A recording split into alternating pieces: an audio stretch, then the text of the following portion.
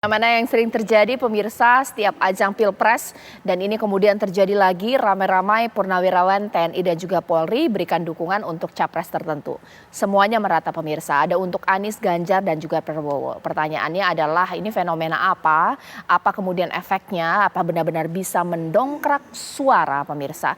Tapi apakah juga pertanyaannya ini juga tidak terlepas dari dukungan para TNI Polri yang juga masih menjabat karena seniornya kan sudah memberikan dukungan nih untuk capres tertentu. Itu yang akan saya bahas di Apa Kabar Indonesia malam hari ini. Bang Kodari, pengamat politik kita sudah bersama saya. Assalamualaikum. Waalaikumsalam. Ini banyak warna karena banyak dukungan juga saat ini sudah dilakukan ya. Hijau, kuning, biru. Oke, baik. Saya juga tersambung dengan dua purnawirawan hebat di malam hari ini, Pak Sulaiman B. Pontoh yang merupakan purnawirawan TNI dan Pak Anton Carlian yang merupakan purnawirawan Polri. Assalamualaikum warahmatullahi wabarakatuh. Wah, ini luar biasa ini. Waalaikumsalam warahmatullahi wabarakatuh. Purnawirawan hebat. Mungkin sekarang saya ingin ke Pak Anton terlebih dahulu. Pak, ini beberapa rekan-rekan sesama sejawat purnawirawan Polri sudah memberikan dukungan untuk capres tertentu. Wajarkah ini Pak? Atau mungkin Pak Anton sudah melabuhkan dukungan ke capres tertentu tidak Pak? Bagaimana?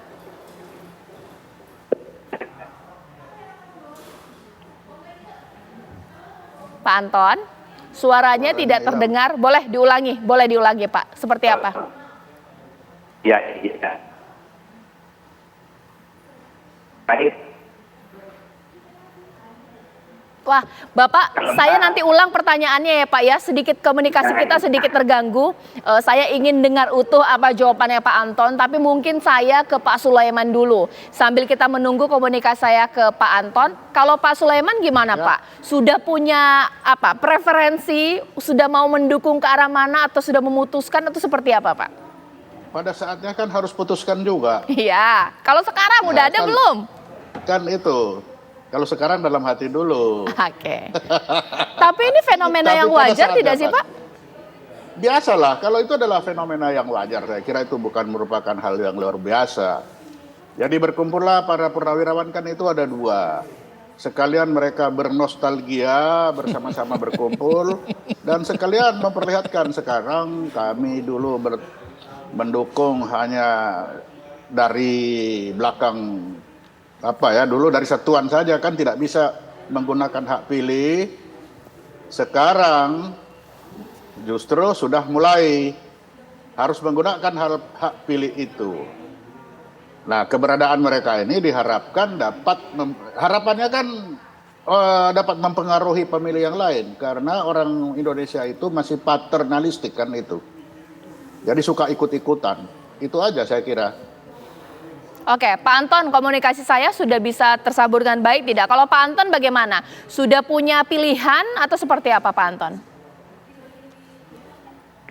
Ya, kita harus punya pilihan dari awal. Dan kebetulan untuk saat ini saya memiliki Bapak Pak Subianto. Dan saya kira benar itu wajar untuk memberikan pilihan dan karena banyak golput ada di masyarakat. Okay. Adanya para purnawirawan apalagi para perwira tinggi karena apapun juga perwira tinggi ini masih pun nilai di masyarakat. Apapun juga yang namanya jenderal ini masih merupakan trademark di masyarakat sehingga setiap parpol mungkin ingin juga menjaring para jenderal ini untuk memberikan pengaruh khusus gitu kan. Pak Anton masih belum jelas ya komunikasi saya terputus tadi, tapi mungkin saya penegasan daripada salah. Pak Anton sudah memberikan pilihan dukungan untuk Pak Prabowo, betul? Betul sekali. Oke, baik. Saya sudah memberikan dukungan. Oke. 08 Pak Prabowo Subianto. Oke, kode. Pak Anton, nanti saya akan perbaiki komunikasi saya dengan Pak Anton. Mungkin ini boleh ditanggapi Bang Kodari. Nggak apa-apa lah, dulunya mereka berpolitik pasif, sekarang mereka berpolitik aktif, sekalian ajang reunian juga. Pak Sulaiman belum ada pilihan, Pak Anton sudah. Bagaimana? Ya saya kira wajar ya, karena beliau-beliau ini kan sudah pensiun, artinya sudah punya hak pilih. Berbeda dengan kalau masih aktif kan tidak boleh memilih ya sebagai TNI dan Polri. Jadi ya posisi Pak Anton, posisi Pak Ponto, itu sudah sama dengan warga negara lain, petani, buruh, nelayan, Wartawan.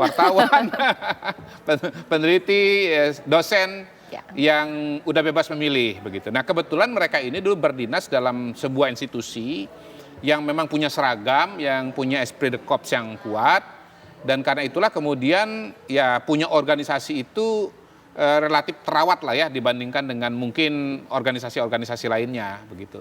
Jadi ya saya melihat ini sebagai sebuah fenomena yang wajar, sebagaimana petani bisa kumpul untuk mendukung Ganjar, ya nelayan bisa kumpul dukung Pak Prabowo, ya komunitas mana guru misalnya dukung Pak Anies, maka ya TNI dan Polri pun purnawirawannya juga kumpul untuk mendukung calon-calon presiden yang ya mungkin mereka sukai atau punya hubungan dengan mereka di masa lalu begitu. Dan ya balik lagi bahwa ini adalah bagian dari proses dan dinamika dari pemilu kita di 2024 ini. Oke, sambil saya menunggu komunikasi saya dengan Pak Anton, mungkin saya ingin ke Pak Soleman. Pak Soleman, biasanya kan kalau TNI itu setiap angkatan punya grup WhatsApp ya. Nah, kalau di grup WhatsApp angkatan purnawirawan TNI, terbelah juga tidak sih Pak dukungan? Wah, beberapa orang pilih ini, bagaimana itu Pak suasana kebatinan itu para purnawirawan? Iya.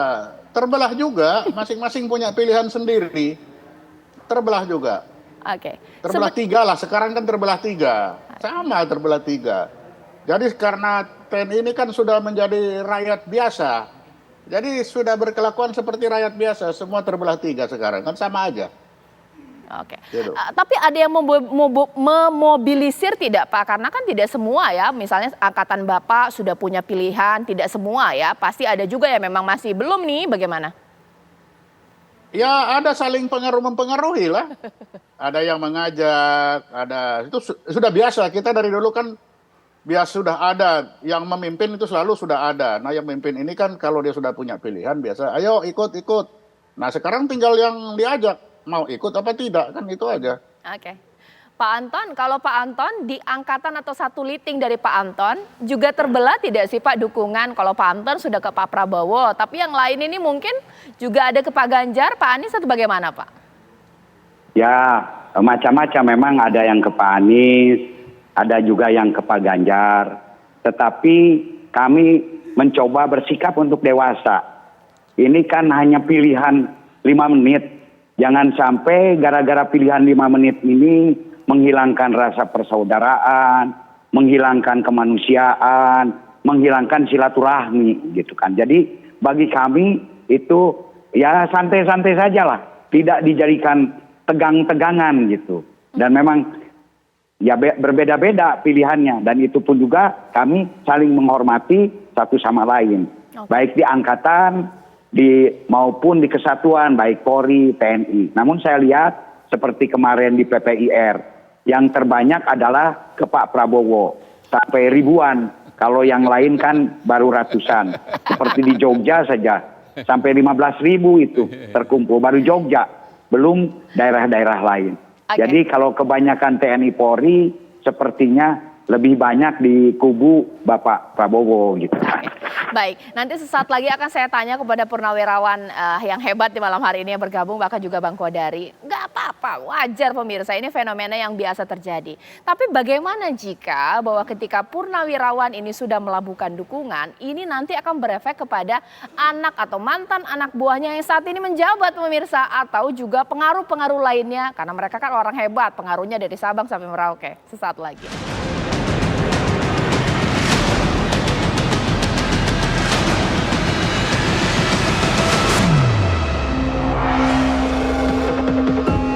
Oke, Bang Kodari, kalau hanya dukung saja wajar, nggak masalah. Tapi bisa tidak sih kita mengkhawatirkan ini jika dukungan tadi berdampak kepada mantan anak buah sang purnawirawan yang masih aktif sekarang? Umumnya kalau saya dengar sih sebetulnya kalau sudah tidak aktif lagi ya sudah gak pegang tongkat komando gitu. Jadi pengaruhnya terbatas. Yang kedua, sebetulnya kalau kita bicara pengaruh terkuat, maka pengaruh terkuat itu adalah pengaruh struktural. Ya Polri TNI ini kan sistemnya komando gitu. Jadi kalau ditanya siapa yang paling berpengaruh terhadap TNI dan Polri yang masih aktif ya, menurut saya itu ya presiden, bukan para mantan-mantan komandan gitu. Walaupun memang ada ikatan emosional. Tapi antara ikatan emosional dengan ikatan struktural kan lebih kuat ikatan struktural, Caca. Jadi tapi begini, sebetulnya kalau kita bicara peran dari TNI Polri dalam pemilu itu sendiri, hemat saya sebetulnya kita harus lihat angka-angka gitu. Nah sekarang berapa sih jumlah DPT kita, jumlah pemilih kita secara keseluruhan? 204 juta gitu. Kemudian TNI dan Polri mereka tidak milih. Ya. Memang keluarganya milih gitu ya. Katakanlah misalnya TNI 400.000 orang, ya anak istri begitu ya, masing istri 1, anak 1 gitu. Ya. Atau 2 deh maksimal. 3 kan, 3 kali 400.000 kan ya sekitar 1,2 juta. Baik. Gitu. Polisi 600.000, 3 kali 6 1,8. Kalau digabung kira-kira berapa? 3 juta. 3 juta itu dibagi 204 juta sebetulnya kan hanya sekitar 1,5%. Itu juga belum mendiskon bahwa istri atau katakanlah anak bisa punya pilihan yang berbeda dengan orang tuanya begitu. Jadi sebetulnya kalau bicara secara elektoral memang tidak gede-gede amat. Terus terang memang peran atau posisi TNI Polri ini ya, terutama para purnawirawan yang senior ini, itu sedikit banyak dalam konteks sekarang ini dipengaruhi oleh persepsi mengenai peran beliau-beliau ini di zaman dulu gitu. Zaman dulu itu kan pemilunya kan sistem pemilunya kan lebih bersifat kualitatif ya. Sekarang kan sangat kuantitatif begitu. Jadi menurut saya cara pandang kita terhadap purnawirawan dan keluarga besar TNI Polri ini memang harus diletakkan dalam konteks historis yang berbeda gitu. Dulu tuh zaman Pak Orde Baru itu 80% gubernur itu dari TNI, dari militer begitu. Nah, kalau sekarang kan justru pengalaman, mohon maaf, saya belum menghitung secara detail, kebanyakan justru TNI Polri mantan TNI Polri kalau maju di pilkada itu kebanyakan justru belum berhasil. Gitu. Oke, baik. Tapi ada satu poin dari Bang Kodari yang menarik, mungkin saya tanya kepada Pak Sulaiman Ponto. Pak Sulaiman, Bapak setuju tidak sih kalau dikatakan Bang Kodari di sini bahwa hubungan struktural itu lebih erat dibandingkan hubungan emosional? Karena ada beberapa orang mengatakan bahwa ini mantan anak buahnya ini. Nah, mantan bosnya atau atasannya ini sudah melakukan pilihan untuk capres tertentu. Bolehlah kemudian nanti diamankan ya untuk capres yang ini atau seperti apa Pak Sulaiman? Oh enggak, saya setuju dengan Pak Kodori bahwa ikatan struktural itu lebih kuat dari emosional. Jadi secara junior akan bilang, siap bang, saya amankan. Tapi pada kenyataannya mereka nanti akan lebih patuh dan taat kepada atasannya yang memegang tongkat komando. Itulah artinya tongkat komando. Jadi kalau tongkat itu sudah diserahkan, ya kepada yang pemegang tongkat komando itulah loyalitas dari para anak buah itu. Begitu. Oke, kalau Pak Anton bagaimana? Karena kan sudah punya dukungan, ini sudah punya pilihan. Tidak begini nelfon, Dinda, Pak Anton ya, Dinda, nanti dibantu ya Dinda untuk capres ini bagaimana Pak Anton? Ya pasti jawabannya iya, saya bantu, tapi kenyataannya enggak juga. Oke, baik Pak Anton boleh dijawab Pak Anton. Saya kira TNI Polri sekarang ini sudah profesional. Apalagi ada aturan bahwa TNI Polri ini harus netral. Memang betul, bisa saja menitipkan. Tetapi karena saya sudah tahu bahwa hal tersebut tidak mungkin, sehingga saya tidak pernah menitipkan. Yang penting kita berbuat. Karena memang aturannya sangat keras. Apabila ketahuan saja, misalkan ada salah satu anggota TNI Polri mendukung salah satu pasangan atau terlibat dalam masalah politik, itu pasti masuk propam, masuk POM, nanti di sidang. Jadi saya kira pengaruhnya itu sangat kecil sekali. Bahkan mungkin ya probabilitasnya itu tidak sampai 0,5% lah. Karena mereka lebih mengedepankan profesionalisme di dalam tugasnya masing-masing. Karena seandainya tidak keras di dalam masalah itu, bagaimana jadinya angkatan bersenjata yang memegang senjata nanti terpecah belah. Ini akan dijadikan satu alat oleh asing untuk memecah belah bangsa Indonesia.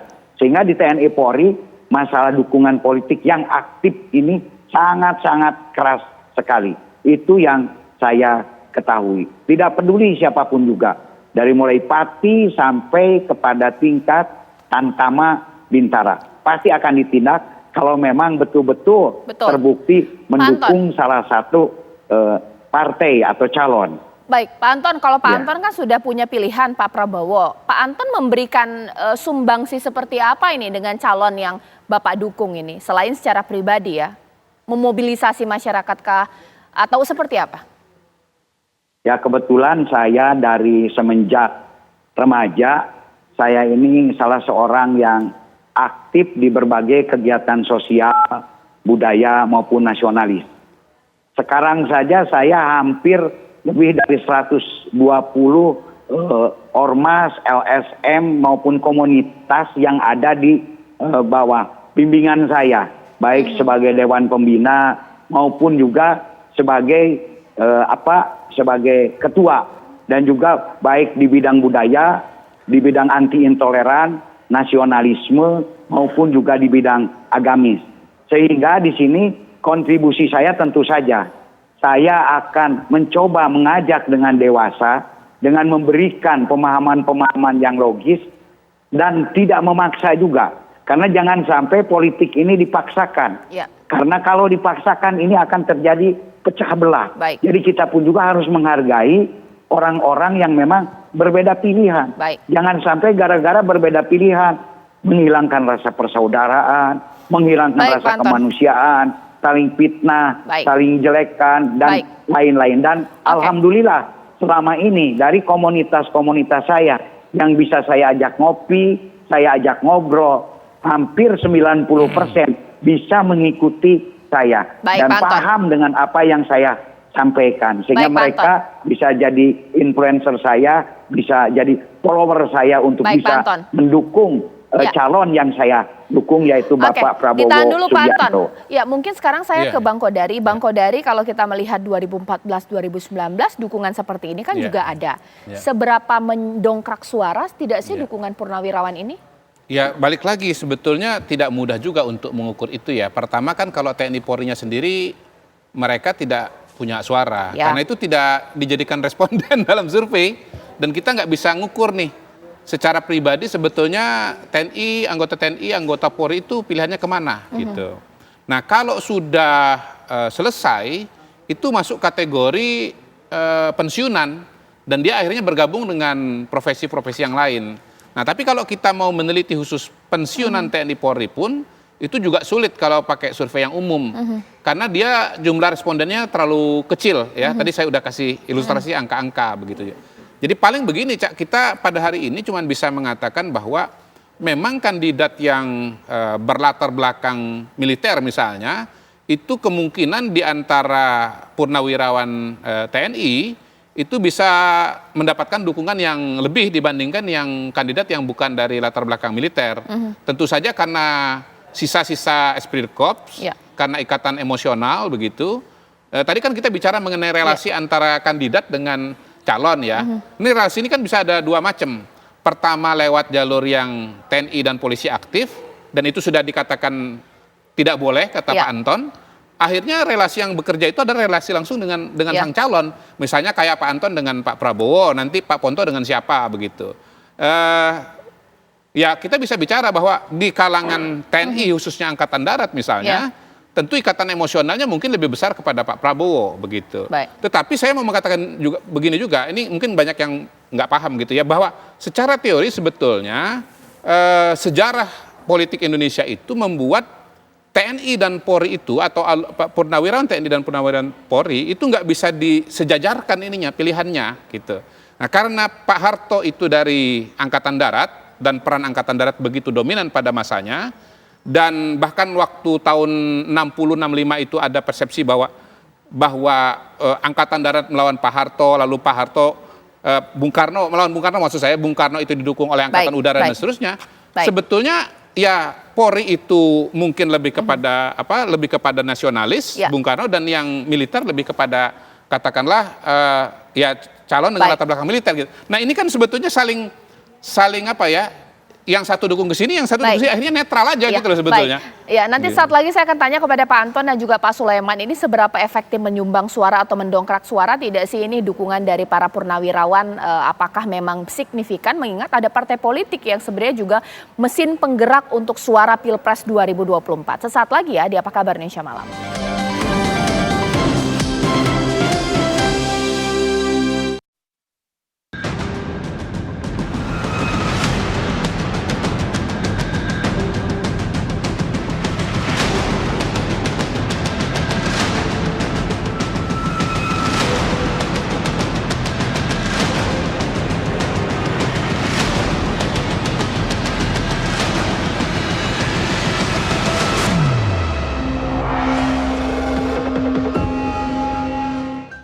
Ya, sekarang saya akan tanya kepada para purnawirawan kita, khususnya memang ketika dukungan dilabuhkan dari purnawirawan yang sudah berstatus jenderal ini.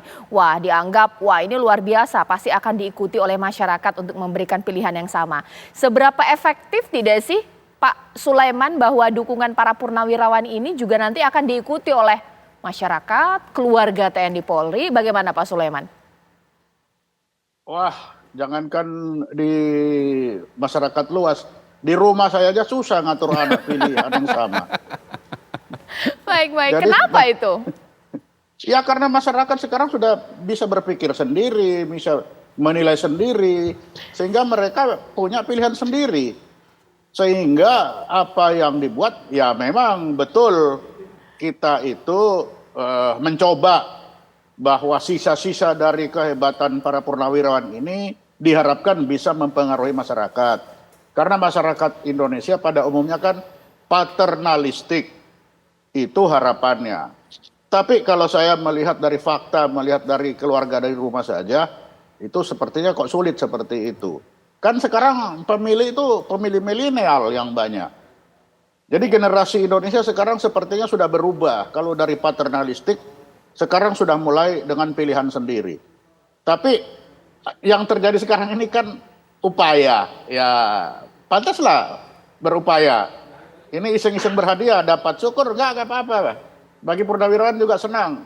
Ini merupakan ajang nostalgia untuk berkumpul kan. Begitu. Oke, mungkin Bang Kodari dulu, apakah seperti itu memang ya iseng-iseng berhadiah hanya meramaikan atau sebentar dulu tergantung siapa dulu yang kasih dukungan? Ya kalau kita pakai terminologi sekarang yang mempengaruhi pemilih itu kan namanya influencer gitu ya. Nah influencer itu untuk bisa mempengaruhi pemilih dia juga harus dikenal gitu, harus disukai dan karena itu dia sendiri juga harus didukung oleh masyarakat. Kalau dia tidak dikenal dan tidak didukung oleh masyarakat, nggak mungkin dia bisa mempengaruhi masyarakat. Nah pada hari ini menurut saya di antara semua profesi atau semua jabatan atau katakanlah semua mantan, yang paling bisa punya pengaruh itu sebetulnya adalah mantan-mantan kepala daerah atau para kepala daerah.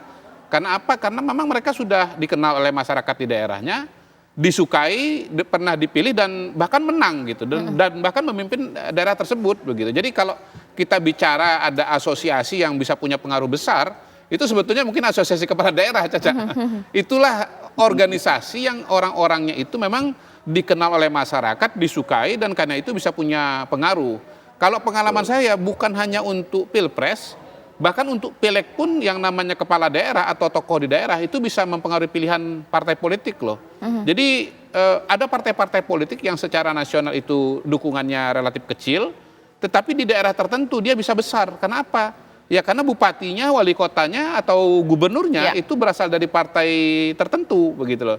Jadi ya balik lagi yang namanya pimpinan TNI Polri pada hari ini sesungguhnya ya mereka kan di satu daerah, di satu jabatan mungkin cuma setahun, 2 tahun, 3 tahun begitu. Mereka tidak dipilih langsung, mereka ditunjuk dari atas gitu. Jadi tidak ada proses bagi masyarakat untuk kemudian mengenal dan terekspos secara luas dengan tokoh-tokoh tersebut begitu. Dan kembali tadi saya sudah berikan ilustrasi bahwa dalam mayoritas kasus di mana purnawirawan TNI dan Polri ikut berkompetisi dalam pilkada yang dipilih secara langsung itu hasilnya tidak memuaskan. Lebih banyak kalah daripada menang. Oke, boleh ditambahkan Pak Anton karena Pak Sulaiman mengatakan untuk meminta keluarga punya satu dukungan yang sama saja sulit, apalagi masyarakat. Ini seperti apa Pak Anton?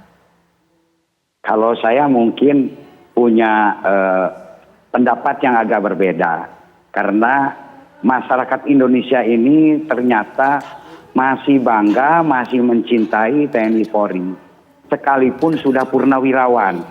Apalagi kalau kita mau merubah sikap, tidak pokoknya, tidak sebagai komandan.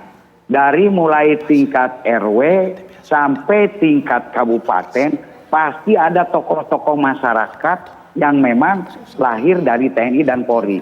Seperti contohnya di Jabar saja.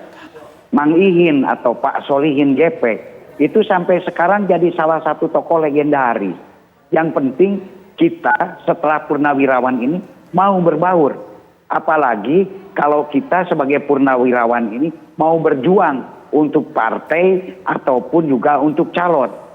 masyarakat itu ditepuk-tepuk saja. Saya sendiri walaupun sudah purna, karena saya ini adalah jenderal, saya datang ke masyarakat ini, mereka ini sangat bangga sekali. Waduh Pak Jenderal, sampai keluar ikan segala macam. Jadi ada semacam kebanggaan tersendiri terhadap purnawirawan ini sendiri. Ya. Namun itu pun juga tergantung. Tapi kalau purnawirawan itu sendiri nantinya bersifat komandan, masih sindrom power, ingin dihargai, ya pasti itu tidak akan kena di masyarakat. Baik. Jadi ini pun juga tergantung dari pribadi masing-masing. Baik. Apalagi kalau purnawirawan itu aktif di komunitas-komunitas sosial. Bahkan saya ini tidak kemana-mana. Komunitas-komunitas sosial ini datang ke rumah saya, menginginkan saya jadi pembina di komunitasnya. Baik, Pak Ini Anton. kan menunjukkan Baik. salah satu minat Baik, Pak mereka Anton. terhadap purnawirawan. Baik. Ini saya kira yang agak berbeda dari saya, namun yang saya rasakan sendiri dari saya. Sehingga Baik. saya punya banyak komunitas di seluruh Oke, Indonesia. baik. Mungkin terakhir singkat Iya, saja iya. Bang Kodari, supaya memang benar-benar hal yang wajar dukungan dari para purnawirawan ini. Iya, Karena purnawirawan ini punya jabatan dulu sebelumnya, mantan Iya, iya. danjen, mantan Iya, Kopassus, betul. seperti apa. Orang-orang hebat ini Betul, seperti betul. apa? Ya, balik lagi bahwa beliau-beliau ini pada masanya itu pernah menjabat Ya. ya. Tetapi tongkat komandonya kan sudah dialihkan kepada juniornya. Jadi sebetulnya posisinya lebih kepada sebagai orang biasa. Dan saya nyambung aja dari Pak Anton. Seberapa besar pengaruh dari para purnawirawan itu sebetulnya tergantung apakah setelah purna tugas tetap aktif berkomunikasi Ya, dan aktif betul. di kegiatan masyarakat. Baik. Kalau aktif jaringannya luas, kalau tidak aktif jaringannya terbatas. Baik, terima Begitu, kasih. Caca. Terima kasih Bang Kodari, Pak Soleman, terima kasih dan juga Pak Anton. Kita tunggu nanti bagaimana, apakah tambah banyak lagi dukungan yang dilakukan dari para purnawirawan untuk 3 capres atau baca pres ini pemirsa.